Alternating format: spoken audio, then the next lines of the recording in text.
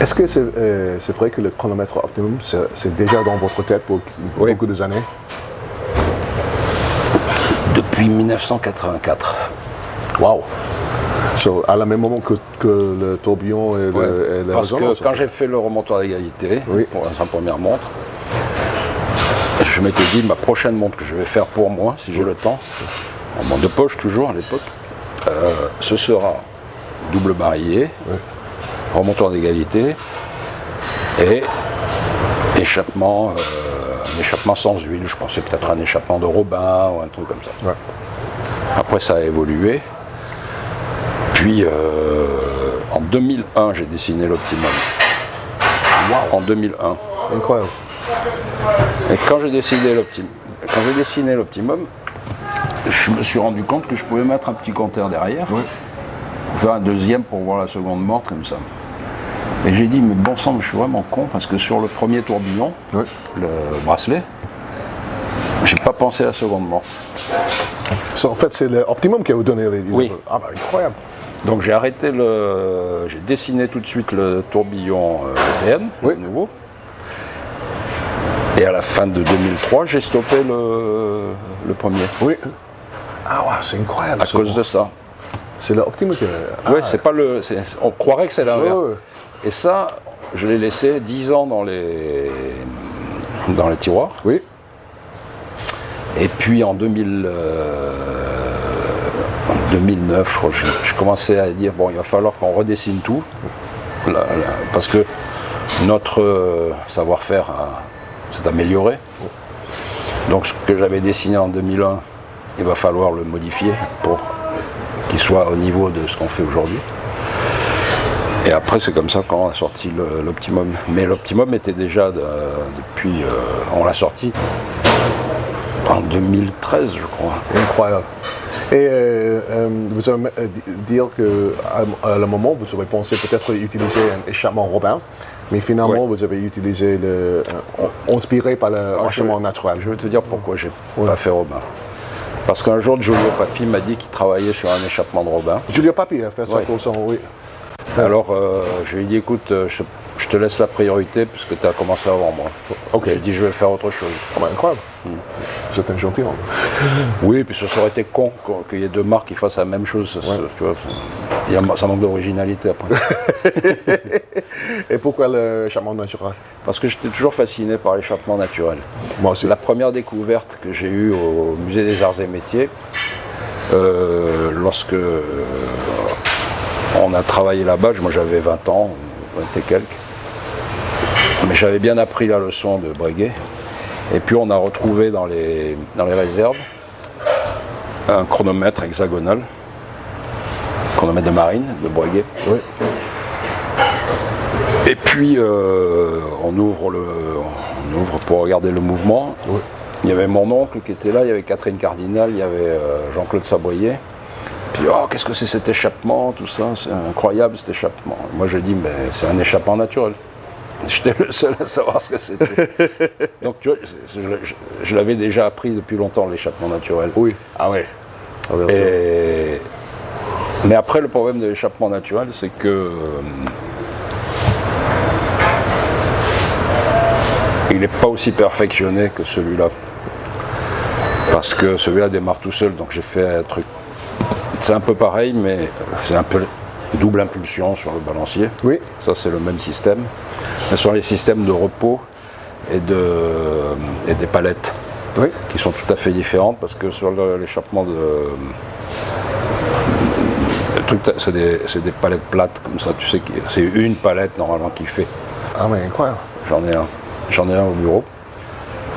C'était le reste que j'avais acheté avec Jean-Claude Savoyer de Georges Braun. Celui qui avait racheté Breguet. Oui, tout à fait. Donc on avait acheté tout le lot, les documents, les trucs comme ça avec Jean-Claude. Waouh. Et puis après il restait des bricoles comme ça. Les roues de l'échappement naturel, c'est titane? Non. Elles sont comme elles doivent être d'une perfection absolue, elles sont en nickel. Nickel phosphorus. Par Mimotech qui fait. Les gars, oui, c'est ça. Mais et le remonte. Parce que ça permet d'avoir précision. C'est-à-dire qu'en usinage, même si tu travailles bien, tu vas avoir le trou, le centre, qui risque d'être un petit peu décalé par rapport à quelques microns, ça suffit. Ouais. Alors que dans le procédé photographique de Mimotech, on arrive à avoir les pièces sont semblables. Mais en métal. Vous ne voulez pas utiliser silicium en fait? Non, j'ai essayé, j'ai fait plein d'essais en silicium. Ah oui? Ouais. Et puis, quand tu enlèves une encre ou un truc, tu la remets, tu as la roue qui commence à démarrer, tu touches à peine, paf, ça explose. Ah, wow. Alors, je me suis dit non, c'est pas jouable s'il y a un réparateur dans le futur qui veut le toucher. C'est pas jouable pour ça. Oui. C'est un peu la méthode de Ferdinand Berthoud. Oui. Ferdinand Berthoud qui n'a jamais fait de tourbillon, bien sûr. Contrairement à ce qu'on pourrait croire.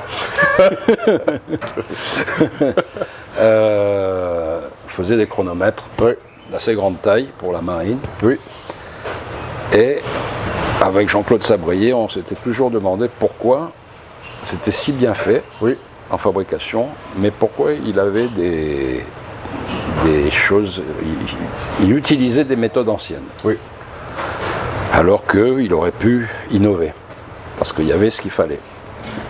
Et après, on a réfléchi, on est tombé d'accord sur le fait qu'un chronomètre qui voyage, qui traverse l'océan, qui a besoin d'une révision de l'autre côté de la mer, s'il est trop sophistiqué, tu ne peux pas le réparer.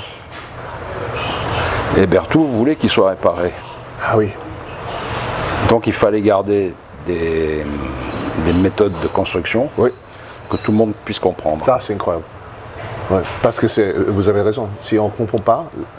Ben, tu vois, par exemple, si tu prends le chronomètre, les deux chronomètres de Pierre Leroy, qui sont très fragiles. Ah oui.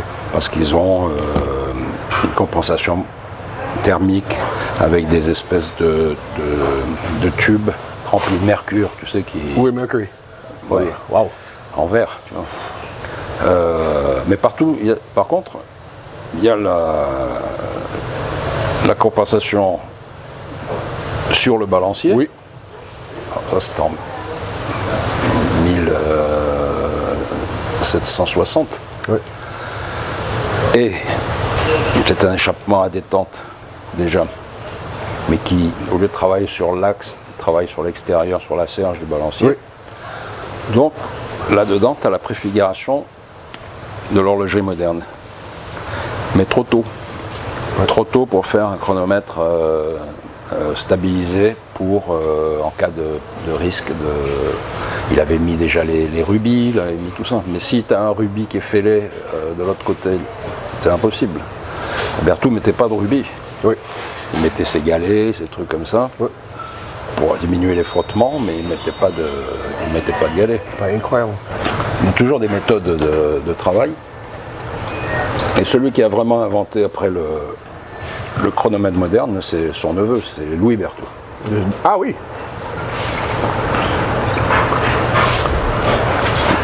Mais j'ai jamais pensé de ça, mais en fait, c'est extraordinaire. C'est Louis Berthoud qui a fait les premiers. Et puis après, par son élève, ça a été l'apothéose, c'est avec Henri Motel. Okay. Henri Motel, c'est lui qui a fait le plus beau chronomètre. Et puis après, il y a un autre fou qui venait de l'Europe de l'Est qui s'appelait Wienerl, Théodus Wienerl. Et lui, il a fait dans la simplicité des choses. Alors, c'est pas de l'esbrouf, hein, on comprend rien quand on regarde. On comprend rien. Oui. Enfin, c'est pas spectaculaire, mais c'est efficace. Incroyable. Parce qu'il faut savoir qu'après que Breguet, dans les années 1810, parce qu'il y avait Berthoud, puis après c'est Breguet qui avait la charge de l'horlogerie de la marine. Ensuite, c'était terminé. La marine royale a mis au concours. Oui. Donc tous les horlogers pouvaient se présenter au concours. Oui. Alors il y a eu 5-6 horlogers qui étaient fabricants de chronomètres. Incroyable. Et franchement, je veux vous demander, pourquoi est-ce que c'est important pour vous de discontinuer des modèles certains? Par exemple, la première version de le tourbillon, la première version de la résonance. Ouais. Parce que vous pouvez bien sûr vendre ces modèles pour Oui, je sais. de 100 ans. Hein. Ouais, mais enfin, moi, mon plaisir, c'est de travailler. Alors, si j'ai rien à faire. Mais je le fais pas si j'ai pas une idée, tu vois. Par exemple, actuellement, je travaille sur un échappement. Oui. On en a parlé, mais il n'est pas encore au point. Si j'arrive à le mettre au point, il ira progressivement dans toutes les montres. Ça, c'est cool. Ça, c'est vraiment cool. C'est quel design de l'échappement? Oh, il est tellement petit que tu ne le vois pas. Mais c'est un dérivé de l'échappement à détente, Ah, cool. mais entièrement libre. Waouh. C'est-à-dire qu'il n'y a plus de ressort. Tout ce qui fait qu'un échappement à détente est pas assez performant, je vais enlever. Waouh. C'est pas comme vous avez fait avec l'échappement naturel ici. Non. Non, parce que l'échappement naturel, je pouvais le mettre que dans cette montre qui était assez épaisse. Je ne peux pas le mettre dans une octave, dans un chronomètre souvent. Ah, ok. Donc il a fallu que je cherche autre chose. Oui. Plus simple, mais plus efficace. Incroyable. Alors, probablement que si j'arrive à le faire marcher. Oui. Bon, il fonctionne, hein, la montre tourne, tout ça. Incroyable. Mais je ne comprends pas pourquoi je perds des secondes. Ah oui. Et comme c'est un échappement spécial que les appareils de contrôle le comprennent pas très bien, Oui. mais enfin, je vois qu'il perd parce que un jour il va rien perdre et puis le lendemain il va perdre. Oui. Et c'est pas l'effet du spiral, c'est l'effet de quelque chose qui se passe dedans, que j'ai disséqué 4 fois, j'ai fait 4 étapes déjà, Oui. et j'arrive pas à régler ce problème. Ça viendra. Je suis sûr. Je peux vous demander sur le tourbillon, position verticale, 30 secondes, pourquoi ça vous inspire de... Alors parce que j'avais toujours un problème avec l'ancien tourbillon. Lorsque quelqu'un, un client me disait, bon moi je vais mettre une boucle déployante. Oui. Ah, ok. Alors je savais qu'il le mettait comme ça la nuit. Oui. Ah. Et le frottement sur un tourbillon horizontal change totalement, et la marche aussi. Oui. Alors que là, c'est toujours la même chose. Oui. Incroyable. Et version, la nouvelle version, de résonance. C'était améliorer c'est-à-dire que bon, il y avait le remontoir ici qui était, les gens n'aimaient pas trop. Alors j'ai mis le remontoir ici, mais pour pouvoir mettre un remontoir pour remonter ici et garder un mouvement qui soit équilibré dans la ligne, je ne pouvais plus mettre de barillet, donc il a fallu que je mette un seul barillet. Après j'ai dû mettre pour partager la force de droite à gauche, faire un différentiel. Oui. Ah, ok, maintenant je comprends. Ça, c'est un différentiel pour les deux trains. Alors, tu as une seule force, un différentiel, puis après, double remontoir d'égalité. 2 remontoirs d'égalité pour arriver à la meilleure performance. Incroyable. C'est incroyable pour moi parce que quand j'ai vu l'architecture de votre mouvement, je trouve tellement belle, mais je pense que vous commencez avec les cadrans toujours. Oui, toujours. Bah, c'est incroyable que vous pouvez faire des mouvements comme ça quand vous commencez avec les cadrans. Oui, mais je sais ce que je mets en même temps derrière. C'est pas que je fais le cadran comme un enfant et puis après je dis qu'est-ce que je vais faire derrière. Tu vois, excellent. Non, puis là je joue avec la lumière aussi quand tu regardes ça. Si tu regardes complètement perpendiculaire, tu vois un balancier horizontal qui tourne. Ah oui, c'est ça. Ah mais c'est incroyable.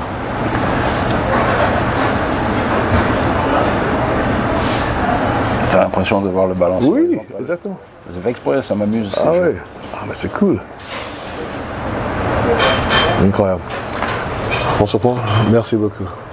Merci à toi. C'est vraiment gentil.